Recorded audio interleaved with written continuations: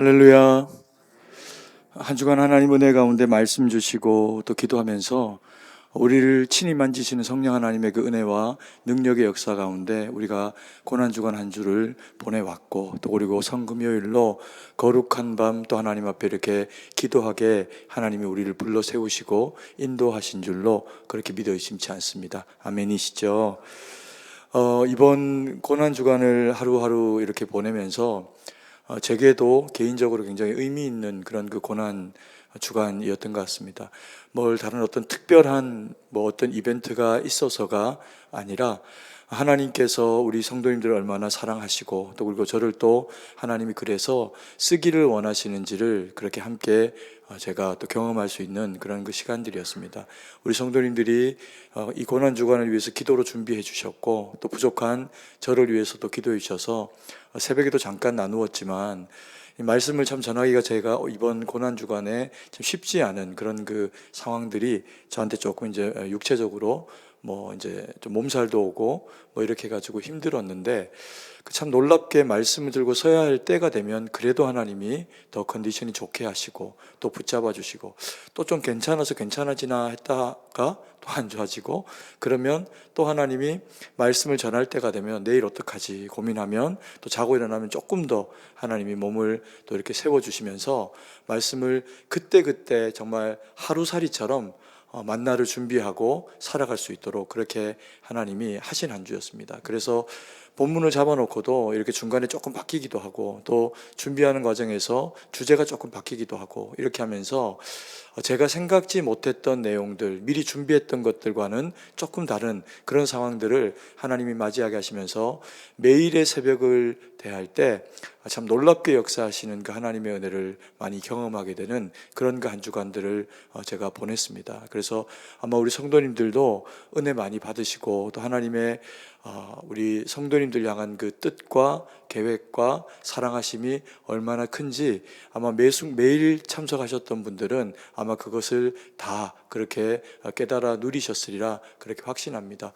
그리고 되게 많이 피곤하고 또 지치실 텐데도 이렇게 또 금요기도회까지 빠지지 않고 멀리서 이렇게 나오셔가지고 자리를 한 분 한 분 이렇게 채워 계시는 것이 그것 자체도 너무나도 귀한 은혜고, 또 감사드리고 싶다라는 마음을 그렇게 표하고 싶습니다.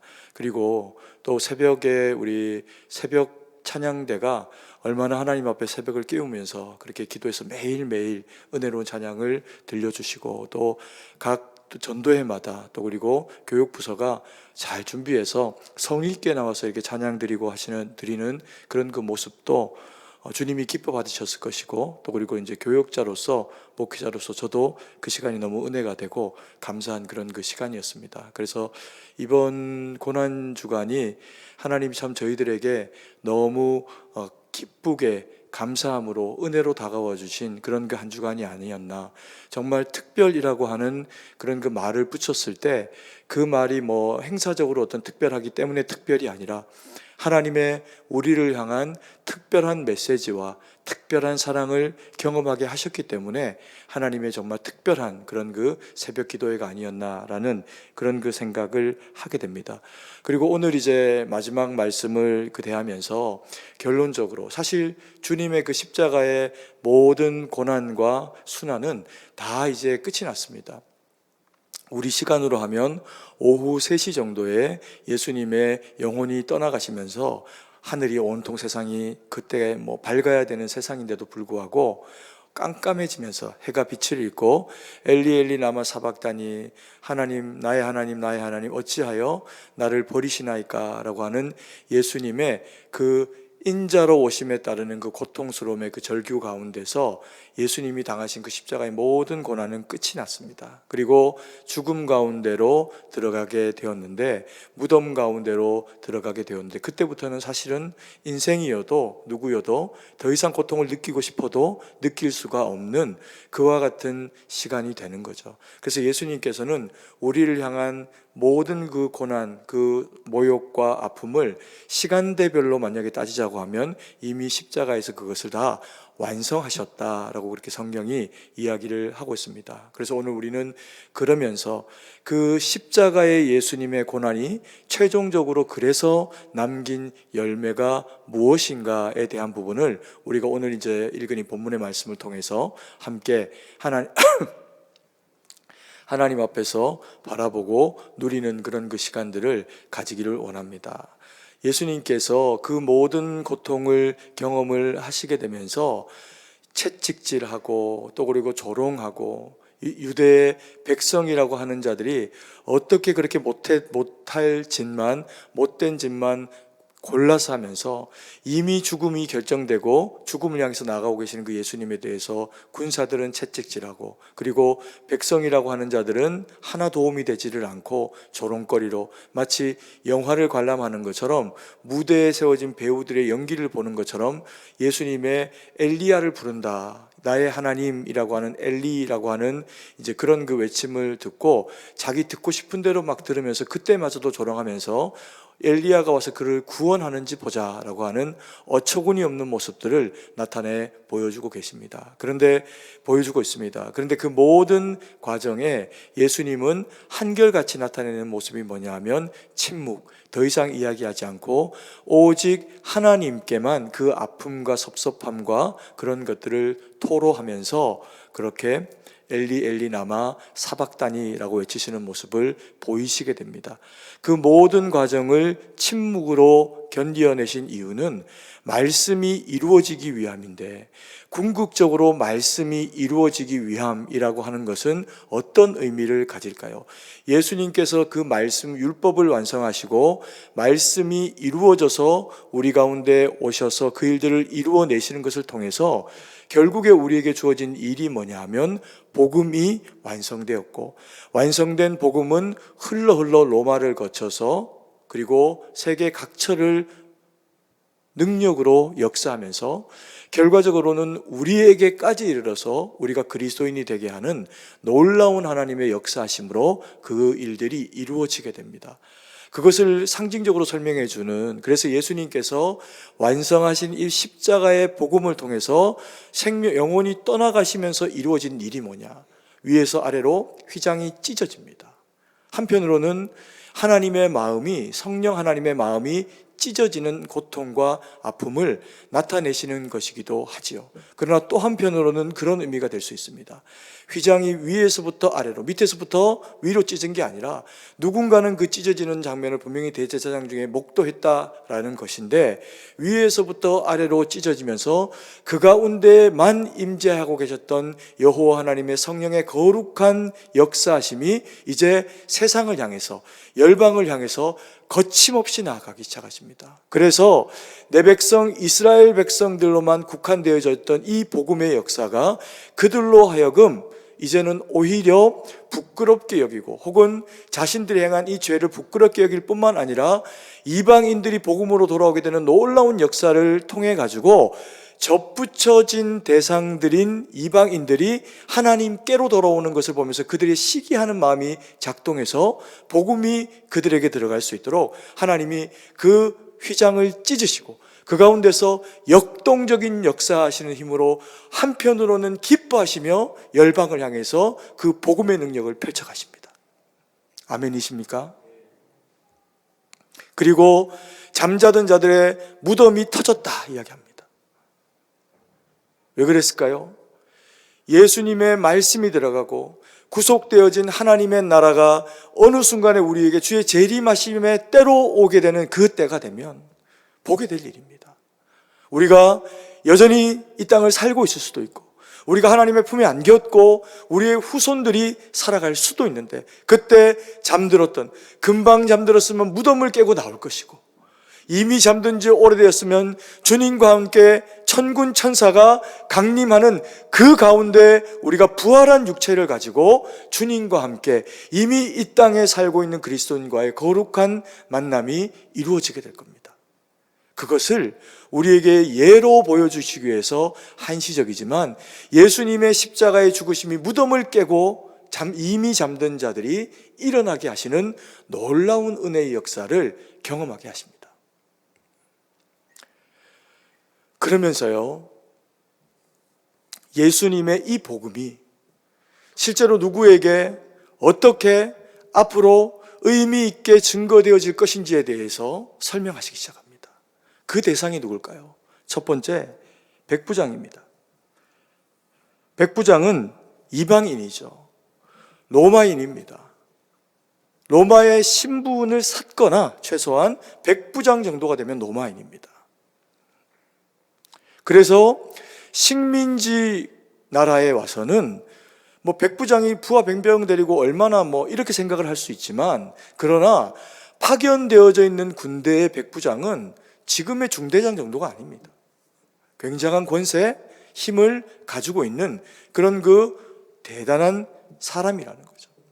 그가 예수님의 사형을 집행하는 자로 섭니다. 빌라도의 명을 받고 총독의 명을 따라가지고 그를 죽음으로 인도하는 그 십자가의 길을 궤도하고 이끌어가는 역할들을 하게 됩니다. 그러면서 누군가 채찍질할 때, 그리고 십자가를 힘겨워하실 때, 그 모든 과정들을 지켜보고, 그리고 예수님께서 그 십자가를 대하면서 어떤 모습으로 달리셨는지에 대한 그런 그 과정까지도 하나 놓치지 않고 목도한 사람입니다.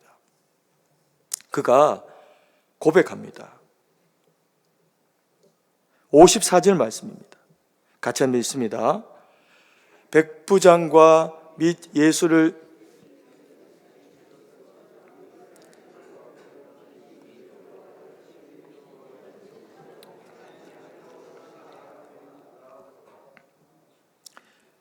아멘. 이는 진실로 누구이다? 하나님의 아들이었도다 라고 그렇게 이야기를 하고 있습니다. 이것이 왜 의미 있는 일일까요?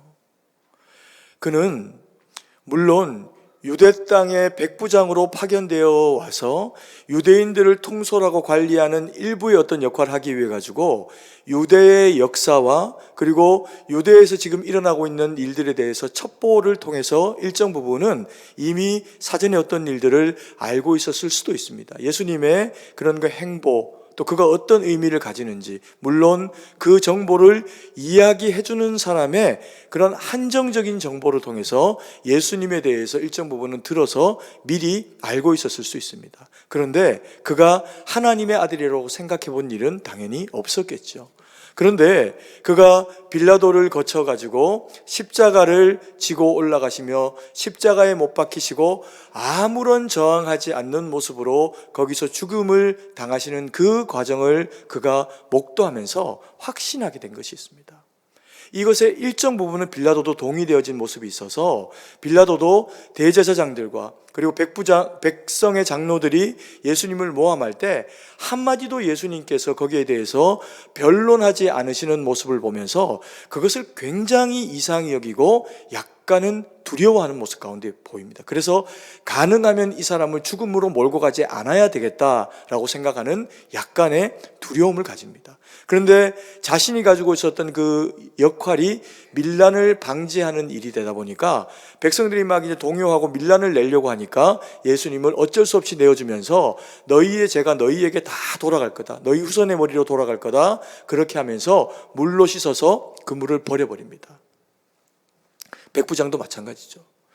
집행해야 되는 일들을 감당해야 되는 로마의 병사이니 그것을 탐탁지 않아도 거절할 수가 없습니다. 그래서 그 모든 일들을 다 진행을 하고 그 모습 가운데서 예수님이 보여주시는 끝까지의 모습, 마지막 외침, 누구 한 사람 원망하지 않고 누구 한 사람에게 나를 저주했으니 저주하지 않고 그가 한결같이 보여주고 있는 어린 양과 같은 그저 당하기만 하는 모습을 보면서 그는 두려움을 가집니다. 그래서 이야기하는 겁니다. 이는 진실로 하나님의 아들이었도다. 그 앞부분에 뭐라고 이야기합니까? 그 일어난 일들을 보고 심히 어떻게 하여? 두려워하여. 예수님을 두려워해야 될 이유가 백부장에게 있습니까? 하나도 없습니다. 백부장의 눈을 통해서 보여지는 예수님의 고난당하는 모습 가운데 경험되어지는 것은 어떻게 한 사람에게 이렇게까지 고통스럽게 할 수 있지? 그런데 저 사람은 누구이길래 저 고통을 오로지 받으면서 아무도 원망하거나 저주하지 않는 모습을 보일 수 있지? 충격인 겁니다. 그리고 거기에서 무서움이 아니라 두려움을 가집니다. 그래서 그 고백으로 이는 진실로 하나님의 아들이었도다라고 그렇게 이야기를 하고 있습니다. 예수님의 그 십자가가 이 백부장 한 사람을 아들로 얻으신 겁니다. 원수를 자녀로 바꿔내신 거죠. 원수를 칼과 창으로 채찍질로 싸워서 이겨내신 게 아니라 하나님의 말씀이 이루어지이다라고 하는 그 말씀에 순종하는 방식으로 부딪혀내서 백부장 한 사람을 건져내신 겁니다. 그리고 성경에 또 누가 등장합니까? 많은 여인들이 예수님의 이 행렬을 따라옵니다. 그리고 그 중에 막달라 마리아, 다른 마리아, 그리고 예수님의 이모로 추정되는 세베대라고 하는 그런 그 세 사람의 여인들이 예수님 앞에 찾아옵니다. 그들은 이 십자가를 떠나지 않습니다. 왜 그랬을까요? 자기의 신앙을 버리지 않은 겁니다. 그 신앙은 예수님이 구주이십니다라는 신앙이 아니에요. 아직까지는. 어떤 신앙일까요? 주님, 우리가 주님을 사랑합니다. 내가 다른 거는 다 고백할 줄 몰라도 내가 주님을 사랑한다는 것만은 부인할 수가 없습니다. 그래서 그 자리를 지키고 있었던 겁니다. 그리고 예수님이 장사 지내고 난 이후에도 무덤 가운데 그들이 찾아간 거죠. 그들은 왜 예수님을 사랑한다고 고백할 수 있었을까요? 그들은 여인임에도 불구하고 당시에는 증인이 되어질 수 없는 사람인데 하나님의 말씀을 듣고 그리스도인이 됩니다. 그랬더니 새로운 시대를 여면서 성경이 기록해주고 있는 내용은 뭐냐면 유대인으로서의 여인은 증인이 될 수 없지만 그리스도인으로서 하나님의 사랑받는 주의 백성은 주님의 나라의 무엇이다? 백성이다. 그래서 그들을 뭐로 인정하는 겁니까? 증인으로 인정하는 겁니다. 그래서 세상이 여인들을 하찮게 보아도 누가 이 여인들을 한 사람의 존재감의 존재로 인정해 주지 않아도 예수님은 그들을 사랑하니 그들을 한 사람의 한 영혼의 똑같은 여인으로 무게를 달아 그 영혼의 무게를 차별화되지 않는 증인으로 삼아줬다는 겁니다. 이 얼마나 영광스러운 일입니까? 우리가 그리스도인이 되었다, 하나님의 자녀가 되었다라고 할 때 이것은 누구와 차별되는 그런 모습을 나타내는 것이 아닙니다. 혹자들은 이렇게 이야기합니다. 이 여인들, 예수님이 이 소외된 여인들을 찾아갔고 그리고 병자들을 찾아갔고 그리고 그들을 구원하셨고 유대의 유력한 자들은 복음을 받지 않았다. 그래서 주님의 복음은 가난한 자와 소외된 자와 연약한 자들을 위한 것이다. 이렇게 복음에 대한 해석을 하는 경우가 있습니다. 이게 맞습니까? 저는 틀렸다고 봅니다. 일정 부분은 맞지만 일정 부분은 분명히 틀린 해석입니다. 왜 그럴까요? 그들이 소외되었기에 찾아간 것이 아니고 소외된 이들조차도 찾아가셔서 고치시고 문둥병자도 만치시고 누구도 사랑하지 않을 대상들조차도 찾아가셔서 사랑해서 얻어낸 결과라는 겁니다. 그래서 뭐 민중신학이니 뭐 이렇게 어떤 한 특정한 대상들에게 국한되어져 있는 신학적인 기류는 예수님이 그래서 소외받은 자, 약한 자의 하나님이다. 이렇게 이제 잘못 해석하도록 만드는 그럴 그 누를 범하기도 합니다. 그게 아니다라고 하는 것을 우리에게 보여주시기 위해 가지고요. 예수님이 한 사람을 제자로 삼으십니다. 그가 누굴까요? 아리마대 요셉입니다. 우리가 성경을 통해 가지고 만나게 되는 아리마대 요셉이라고 하는 사람이 예수님의 제자로 그렇게 일컬음 받습니다. 57절 말씀입니다. 57절 말씀을 같이 한번 읽습니다. 저물었을 때 아리마대 부자 요셉이라 하는 사람이 왔으니 그도 예수의 제자라. 우리로 하여금 이 복음이 가지고 있는 본질의 의미가 무엇인지를 우리에게 말씀하시면서 우리로 하여금 보여지는 것으로, 자기가 해석하는 것으로만 국한해 가지고 복음을 한정하지 않도록 주님께서 우리의 영적 이해와 그리고 복음의 대상이 누구인지에 대해서 알게 하시기 위해서 마지막에 그의 그 십자가의 고난을 통해서 한 사람 끼워 넣은 사람이 있는데, 그가 누구냐면요, 아리마대의 부자 요셉이라고 하는 사람입니다. 그는 부요한 사람이었습니다. 예루살렘 사내들인 공회의 회원이었고 유력한 자였고요. 아리마대라고 하는 예루살렘에서 북쪽으로 한 30km 정도 떨어진 적절히 이제 거리가 있는 지역에 살았던 사람인데, 이 사람이 부자였습니다. 유력한 사람이었습니다. 유대의 지도자였습니다. 그런데 그가 예수님을 정확하게 어떤 시점에서 믿게 되었는지, 무엇을 계기로 믿게 되었는지는 모르지만 그는 명확하게 예수님이 말씀하시기를 그도 예수의 제자라 그렇게 말씀하시는 대상입니다. 왜 이 사람을 끼워 넣으셨을까요? 그는 유대의 유력한 자들입니다. 대제사장, 백성의 장로들, 최소한 그 급인 겁니다. 그 급에 해당하는 사람들, 그들이 예수님 앞에 나와가지고 부딪힙니다. 다 부딪혀갖고 그들이 만들어내는 꼴이라고는 계속해서 예수님과 부딪히고 거절하고 예수님을 십자가에 못 박아 죽이려고 하고, 악해도 사람이 이렇게 악할 수 있나? 라고 하는 것을 책임을 부여받은 자들에게서 나타나는 형국으로 우리가 계속해서 보게 되었습니다. 이게 사람인가 싶은, 어떻게 이렇게 지도자라고 하면서 악할 수가 있고 거짓에 그리고 권세를 부려서 사람을 죽이는 것에 이렇게 목말라 있나라고 하는 생각을 하게 됩니다. 그래서 주님이 우리가 잘못하면 오해할 수 있는 영역이 있을 수가 있는데요, 주님이 대제사장들과 백성들의 장로와 율법사와 서기관과 이런 자들을 싫어하셨나? 그리고 이들은 약속에서 제외된 사람들이었나? 아리마대 부자 요셉이 그게 아니라는 걸 설명해 줍니다. 왜요? 예수님은 죽기까지 그들을 포기하지 않으셨습니다. 잘난 것들, 예수님이 필요 없다 생각하는 사람들, 그 마음에 겸손이라고는 찾아볼 수 없는 대상들, 그들조차도 복음으로 돌아오게 만들기 위해 가지고 예수님이 행하신 모습은 포기하지 않고 그들과 지속적으로 끝까지 계속해서 부딪혀내신 겁니다.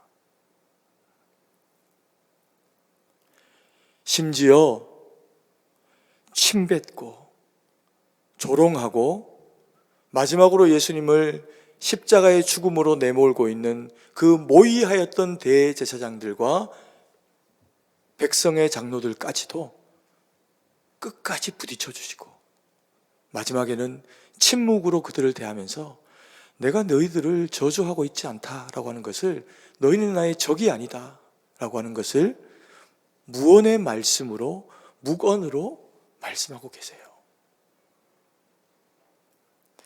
여러분, 성경의 끝자락에, 복음서의 이 끝자락에 이 세 부류의 사람들이 거론이 되면서 주님이 마지막에 하시는 일이 무엇인지 우리에게 설명합니다.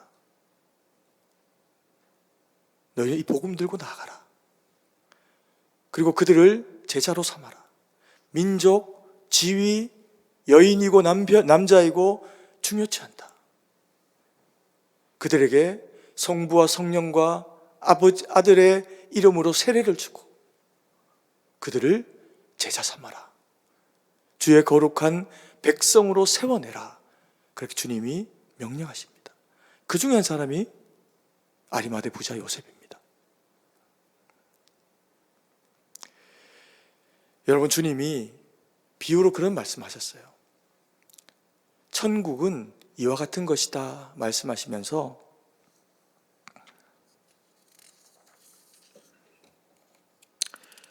극히 귀한 진주에 대한 이야기를 하십니다. 마태복음 13장 45절, 46절 말씀인데요. 화면에 잠깐 띄워주시고요. 같이 한번 읽습니다. 또 천국은 마치 좋은 진주를 구하는 장사와 같으니 극히 값진 진주 하나를 발견하며 가서 자기의 소유를 다 팔아 그 진주를 사느니라. 주님이 말씀하셨습니다.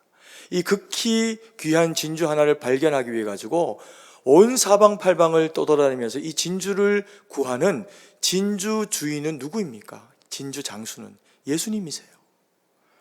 그러다가 그 진주 하나를 만나며 자기가 가지고 있는 모든 것을 팔아서 무엇까지도, 생명까지도 팔아가지고 그 진주 하나를 사서 내 것 삼았다는 이야기입니다. 그 사람이 누굽니까? 백부장이에요. 백부장은 누구입니까? 로마의 통치자, 정치인, 군사, 억압하는 자, 나를 힘들게 하는 자, 예수님을 십자가에 못 박는 일에 맨 앞에 선 자, 알든 모르든 그 일을 집행한 자, 원수입니다. 이방인이에요. 그들에게 무엇이 가리라? 복음이 전해지고 그가 나의 아들이 되리라. 그에게 믿음을 주시니 그는 진실로 하나님의 아들이었도다 고백하게 만드시는 겁니다. 그리고 예수님이 또 다니시면서 이스라엘의 갈릴리에서부터 남방에까지 네게부 지역까지를 온통을 다니시면서 그리고 예루살렘의 십자가를 지시기까지 모두가 다 거절하는데 버림받고 귀신 들렸고 병들었고 악하고 사람들이 쳐다보지도 않는 대상들, 그들의 대표자 여인들, 예수님이 자기의 구주가 잡혔는데 한마디도 못하는 연약한 자들, 그들을 값진 진주로 여기시면서 구원하셨다는 겁니다. 그리고요, 우리가 성경 보면서 이 대제사장, 백성의 방백들, 나쁜 인간들, 그게 아니라 그들을 향해서도 끝까지 포기하지 아니하고 부딪혀 내셨기에 그들 중에 아리마대 요셉은 예수님의 제자를 자처하면서 이 일을 했다가 까딱하면 예수님이 십자가에 못 박혔는데 그를 따르는 자, 유대의 왕을 모시는 자로 언제 죽임을 당해도 이상하지 않는데 그가 아무에게도 장사 지낸 바 없는 나중에 자기가 들어가려고 준비해 놓은 그 묘실을 내어주면서 예수님의 장례를 치르게 됩니다. 하나님의 마지막 배려죠. 짐승 먹이는 구유통에 아이로 얼마나 초라하게 오셨습니까? 그 초라함에 목자들도 오고 그의 그 초라한 모습 가운데 이방의 학자들도 별을 따라오게 하셨고, 그런데 최소한 죽으실 때에는 아무도 장사 지내지 않은 묘실을 아리마대 요셉을 통해서 배려하십니다. 여러분, 우리가 가지고 있는 게 무엇이든요, 우리가 가지고 있는 건 사실 다 주님 겁니다. 누구를 가르치는 은사, 물질, 무엇이어도 우리가 그것을 세상 어떤 것에 내어주는 것보다 주님께 내어주는 것이, 내어드리는 것이 더 하나님의 나라에 쓰임되는 것은 분명한 사실입니다. 아리마대 요셉은 부자입니다. 그 중에 뭘 바쳤습니까? 그 이후로는 더 많은 것들을 바쳤을지도 모르죠. 그러나 성경이 기록하고 있는 그가 바친 것은 그의 믿음의 용기와 주님을 사랑하는 마음과 그래서 드리는 작은 무덤 하나입니다. 그런데 아리마대 요셉은 그의 제자, 예수님의 제자라고 기록이 되어 있고, 그리고 하나님 나라에 그래서 거룩한 백성이라고 기록되게 됩니다. 여러분, 우리가 고난주간을 의식적 어떤 슬픔이나 그런 것으로 보낼 날은 절대로 아닙니다. 왜 그럴까요? 그리고 부활하세요. 그리고 이미 완성된 부활로 하나님 나라 우편에 올라가셨는데 우리가 예수님의 죽으심을 왜 슬퍼해야 됩니까? 고난주간은 그런 의미가 아닙니다. 그럼에도 불구하고 자꾸 마음이 묵직해지죠. 왜 그럴까요? 이것이 주님이 우리를 위해서 진짜 행하신 일이기 때문에 그렇습니다. 그리고 그것을 우리가 마음에 새기고 말씀을 통해서 돌아보니 마음이 묵직해져서 우리가 무거워지는 것이지, 우리가 검은 옷 입고 장례식하고 그런 거 아닙니다. 우리는 복음의, 하나님의 말씀의 본질에 부딪혀갖고 무거워지는 것은 괜찮습니다. 그건 주님이 우리에게 원하시는 일이죠. 마땅히 그렇게 해야 됩니다. 내일도 기도에 나와야 되는 거 아닌가? 라고 하는 의식적인 어떤 그런 것들에 무게를 너무 많이 두실 필요도 없습니다. 왜요? 그러고는 예수님이 진짜 침묵하셨어요. 부활하시기까지. 여러분, 이 부활은 우리가 무엇을 해서 완성되어지는 부활이 아닙니다. 아멘이십니까? 주님이 우리를 위해서 죽으시고 우리를 위해서 그 십자가를 당하시고 주님 한 분만으로 족한 그 모든 일을 완성되어 하셨기 때문에 고난주간이, 그리고 금요일이, 그리고 부활절이 우리에게 완성된 주의 보혈의 복음으로 의미 있게 다가와지는 겁니다. 이걸 붙잡는 겁니다. 이걸 붙잡은 우리는 뭐 해야 될까요? 예수님이 찾아다니신 그 값진 진주를 찾아다녀야 되는 그 책임이 그리스도인이라면 저와 우리 사랑하시는 성도님들에게 있는 겁니다. 내게만 숨겨놓을 보물이 아니라 이 보물이 주님이시다 라고 하는 것을 열방 가운데, 세계 가운데 알리면서, 그래서 우리 승동교회는요 앞으로 복음을 전하는 교회가 될 겁니다. 그리고 그 복음을 전하는 일은 해외로 선교를 통해서도 지금까지도 해왔지만 더 하나님이 그 일들을 구체적으로 멀리 감당해 내시기를 원합니다. 필요하면 어떤 나라를 우리가 입양해서라도, 영적으로 입양해서라도 그 복음의 전초기지로서의 어떤 역할들을 하나님 우리에게 맡기실 겁니다. 그리고 내 옆에 살아가는 이웃들, 내가 사랑하는 이웃들, 그리고 내가 사랑하는 가족들, 우리가 얼마나 사랑하는지 모르지만 그들이 사망의 음침한 골짜기로 가고 죽음을 향해서 가고 그러고 살아가고 있는데 우리의 입술은 그들에게 부딪히고 싶지 않아서 열리지 않습니다. 그런데 성경이 말하는 엄중한 경고가 있습니다. 뭘까요? 너희가 나를 부끄러워하면 나도 너희를 부끄러워하리라. 그게 복음의 주님의 메시지예요. 우리는 너무 오랜 시간 동안에 받고 살아왔습니다. 교회 문이 닫혀 있는 것처럼 지내왔는지도 모릅니다. 우리끼리 충분하니 누가 여기 와서 새로운 사람이 앉아있는 것이 어떤 면에서는 불편하고 누구지? 이랬을지도 모릅니다. 그러나 하나님의 나라가, 교회가 다시금 풍요로워지면요, 놀라운 이제껏 경험하지 못한 성령의 감화감동, 능력의 역사가 비로소 예배 가운데, 복음을 전하는 자들 가운데, 여러분들 가운데 눈에 보이듯이 불의 혀와 같이 역사하시게 될 겁니다. 승동교회가 그렇게 쓰임받았을 때 차고 넘쳤습니다. 승동교회가 그와 같은 시절을 보내고 있을 때 하나님이 성도들 가운데 위대한 대한민국의 산업의 역군들, 지도자들, 그리고 주님이 쓰시는 사람들을 여기에 본물처럼 하나님이 일어나게 하셨습니다. 기억해 보십시오. 제 말이 거짓말일까요? 아니요. 저는 온 지 얼마 안 됐지만 공부해보는 승동교회의 모든 역사는 그런 이야기입니다.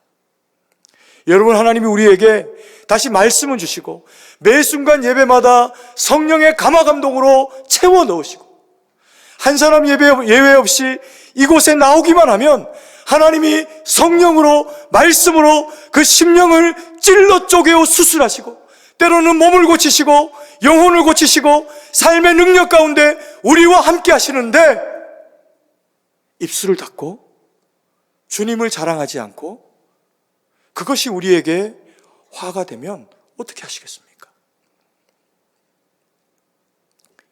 경고가 아닙니다. 본질로 돌아가야 한다는 이야기입니다. 복음의 본질은 나를 넘어서 생명이 생명났고 그 생명이 또 다른 생명을 낳아서 그래서 하나님의 나라는 확장되는 것. 필요하면 나를 버려서라도 또 하나의 생명을 얻기 위해서 내가 많은 것들을 감수해야 하는 것. 싸우지 말고, 부딪히지 말고, 때로는 양보하고, 그래야 하는 것. 그게 사람을 얻고 사람을 살리기 위한 것이다. 그게 주님이 십자가에 못 박히시면서 마지막으로 우리에게 증인들로 남기신 그 진주들에 대한 이야기, 그리고 올리어가면서 우리에게 마지막으로 하신 이야기, 아버지와 아들과 성령의 이름으로 세례를 주고 그들을 제자 삼아라, 제자 훈련해라, 이런 얘기가 아닙니다. 복음을 전해라. 복음만이 유일한 살 길이요, 그것을 위해서 내가 왔고 그것을 위해서 내가 너희들 가운데 완성된 사랑으로 섰다. 그 십자가, 그것을 오늘 이 밤 다시 우리들에게 상기시키고 일깨워내시는 겁니다.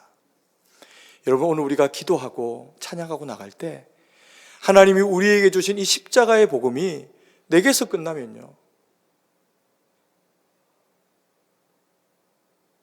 진짜 망하는 겁니다. 무슨 재앙을 내리셔서 망하는 게 아니라 복음이 없으면 교회는 망하는 겁니다.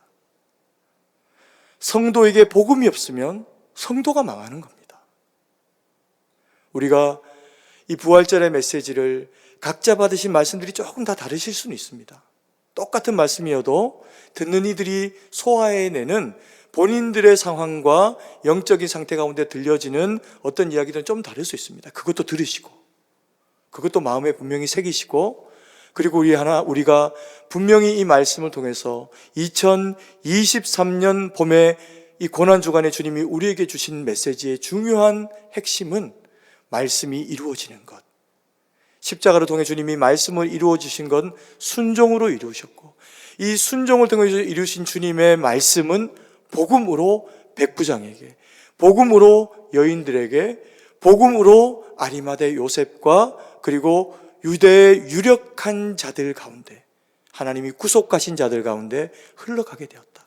우리가 주님의 복음의 사람이다. 그 역할을 감당해낼 때 하나님이 우리에게 놀라운 은혜와 능력으로 우리와 우리의 후손들을 사용하시고 복 주실 것입니다. 아멘이십니까? 이 시간 우리 예수 보좌로 나아갈 때 마지막 찬양이었는데요, 여러분, 백부장이 두려워하면서, 다른 표현을 하면 경외함인데, 무서워하는 게 아니잖아요. 권력은 자기가 가졌는데, 죽일 수 있는 권한은 자기가 가졌는데, 오히려 두려워하면서 경외하면서 그는 진실로 하나님의 아들이었다. 왜 그랬을까요? 예수님이 보신 그 모든 모습이 은혜로 왔던 겁니다. 은혜. 여인들이 왜 다 내빼고 제자들마저도 도망간 그 상황 가운데서 이 여인들이 못하러 그 죽음이 내 죽음이 될 수도 있는데 그 턱 밑에 가서 주님의 고통을 보고 그 장사 지냄에 참여하고 그랬을까요? 말씀을 받고 그들을 사랑하는 주님이 살아계셨을 때 만난 겁니다. 주님께 은혜 받은 거죠. 다른 뭐로 설명하겠습니까? 아리마대 요셉이 유대의 모든 유력한 자들이 예수를 다 십자가에 못 박자 할 때 그것을 막아내지는 못했어도 떨리는 심장 가지고 죽을지도 모르는데 총독을 찾아가가지고 예수님의 시체를 자기에게 내려달라고, 누구도 부정하다 여기며 만지지 않는 그 십자가를, 그 주님을 내려달라, 새 무덤에 모시고. 왜 그랬을까요? 몰래 숨어서 들었을 수 있죠. 다른 사람의 이야기를 통해서 들었을 수도 있습니다. 그런데 시간이 지나고 예수님의 십자가는 다가오고 자기는 막아낼 수도 없고, 그런데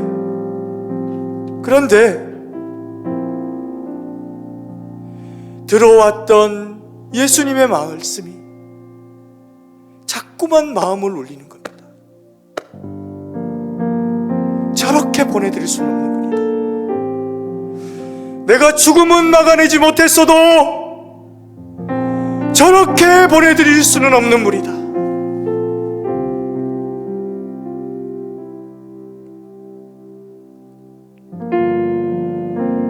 왜 그랬을까요?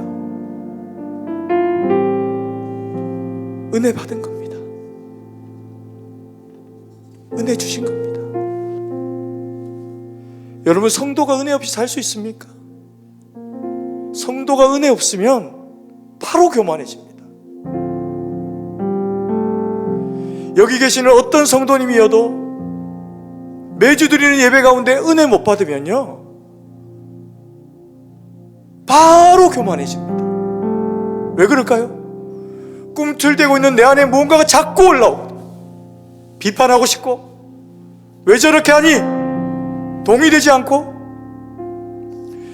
말씀이 말씀으로 들리지 않으면 우리는 성령이 우리를 감화감동으로 채워내지 못하시면 누구 한 사람 겸손할 수 없습니다.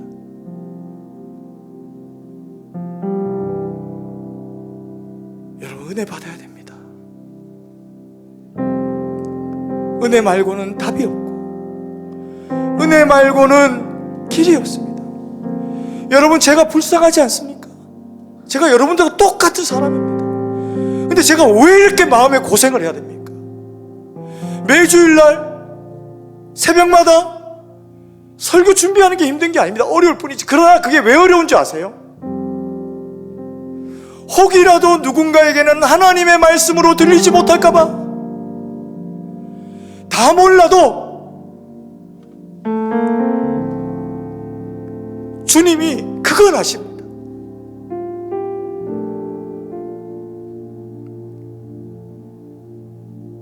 그래서 내가 늘 거기 보냈다. 매번 묻습니다. 하나님, 왜 이렇게까지 힘들게 준비해야 됩니까?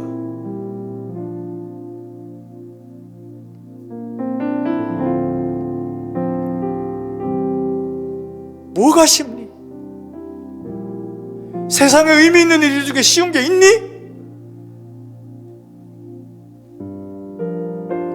조금 더 고민해라. 조금 더 기도해라.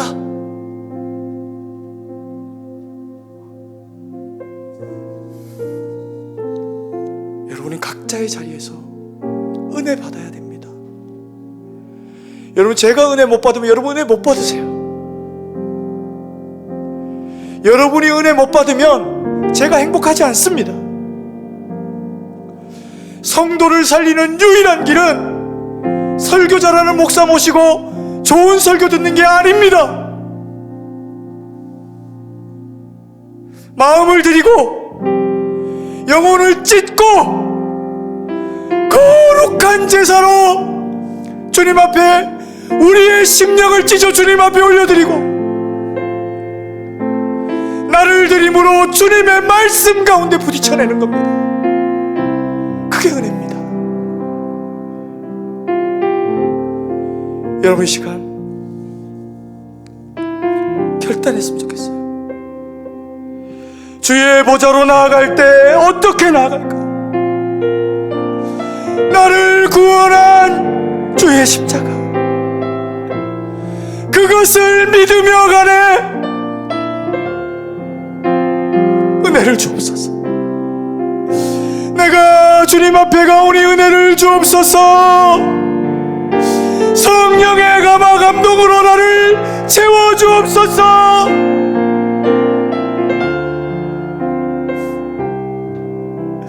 그 복음 부끄러워하지 않고 전할 수 있는 능력을 주옵소서.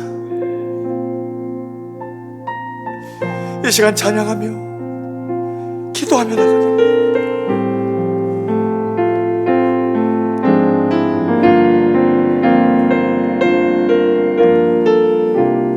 주의 보좌로 나아갈